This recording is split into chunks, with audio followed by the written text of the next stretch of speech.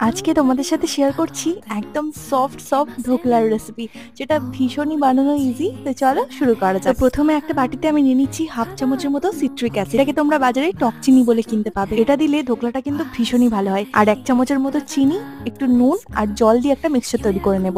এবার 2 কাপ ছোলার ডালের বেসনকে একটু চালনির সাহায্যে চেলে নিয়ে ওই মিক্সচারটা দিয়ে ভালো করে মিক্স করে নেব। সাথে দিয়ে দেবো হাফ চামচের মতো একটু বেকিং সোডা।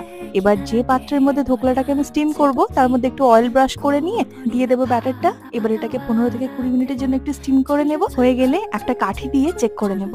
এবার এটাকে ঠান্ডা করে একটা ছুরির সাহায্যে ডিমোল্ড করে নেব। এবার একটা প্যানের মধ্যে অল্প একটু তেল গরম করে সর্ষে, কারি পাতার কাঁচা লঙ্কা ফোড়ন দিয়ে দেবো পরিমাণ মতো অল্প একটু জল, আর দিয়ে দিচ্ছি একটু স্বাদ মতো চিনি। এবার ভালো করে এটাকে ফুটিয়ে নিয়ে একটু লেবু রস দিয়ে নামিয়ে নেব। তারপর ধোকলাটাকে চৌকো ভাবে কেটে নিয়ে উপর থেকে দিয়ে দেবো সুগার সিরাপটা। ব্যাস তৈরি আমাদের একদম সফট স্পঞ্জি ধোকলা। রেসিপিটা কেমন লাগলো অবশ্যই কমেন্টে জানিও। টাটা।